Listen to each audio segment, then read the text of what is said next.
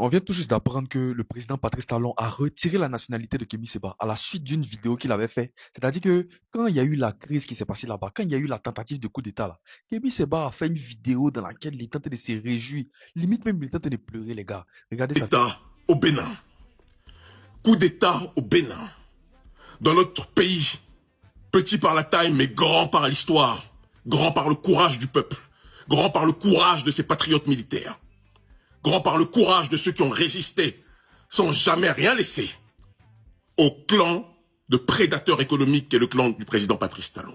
À la suite de ça, le président Patrice Talon a déclaré que c'était un ennemi de la nation, un traître du pays. On a qu'à se dire la vérité parce que tu ne peux pas te réjouir d'un coup d'État. Tu ne peux pas te réjouir de voir ton pays dans l'instabilité. Peu importe les idéologies politiques que tu défends, tu ne peux pas dire que quand tu vois ton pays à feu et à sang, toi, ça te fait plaisir. À force d'avoir des discours comme ça, à force d'avoir des personnes qui valorisent les coups d'État, qui valorisent l'instabilité, tu trouves avec une jeunesse qui ne passe son temps qu'à défier les autorités et puis plonger maintenant les familles dans le désarroi. Famille, arrestation du prophète Benoît. Apparemment, la fin du monde est reportée. La fin du monde avait été déclarée par ce pasteur-là, ce pasteur que vous voyez là, pasteur Benoît, un gagnant qui avait dit que la fin du monde lui avait été dit par Dieu. Donc, du coup, lui, il était parti construire une nage, comme ce qui s'est passé dans la Bible. Hier matin, on vient d'apprendre qu'il a été arrêté par les autorités ghanéennes, c'est-à-dire qu'il a été accusé de trouble à l'ordre public. Parce que quand il a fait sa publication, quand il a commencé à faire ces bêtises-là, les gens ont commencé à le croire, les gens se sont déplacés massivement. Pour ceux qui ne savent pas, ce gars-là, le pasteur Ebonois aujourd'hui qui dit que Dieu l'a appelé là,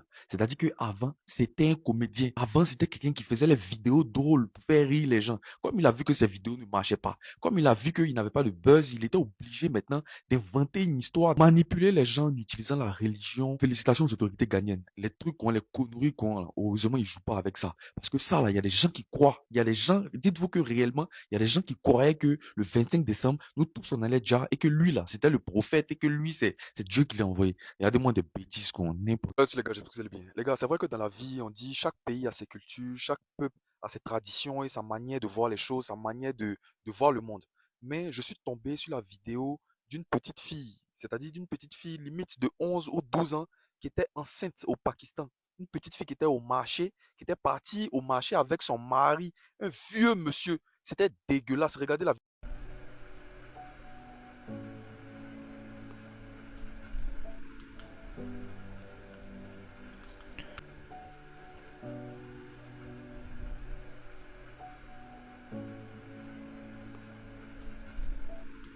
Je suis désolé, mais je ne remets pas en question la culture d'autres pays. Mais il y a des cultures, il y a des pratiques qui sont dégueulasses, qui sont inhumaines. Une petite fille, quand tu la regardes comme ça, c'est sûr que la fille, elle n'a même pas encore eu, je sais pas, elle connaît rien de la vie, elle est encore au stade de l'innocence. Normalement, là, un enfant de cet âge est censé rester dans l'innocence, découvrir le monde en tant qu'un enfant, pas en tant qu'une femme d'un foyer avec un vieux monsieur. Franchement, il y a des choses qui se passent dans le monde tant que tu n'as pas encore vu. Ne dis pas que ça n'existe pas. C'est tellement dégueulasse de faire ça. Et puis, vous trouvez que, au nom de la culture, au nom de la religion, ça c'est normal ça. De toute façon, le Dieu auquel vous croyez là, j'espère que il voit également ce que vous faites. Si c'est lui qui vous a dit de faire ça là, je ne pense pas que c'est le même Dieu que nous prions.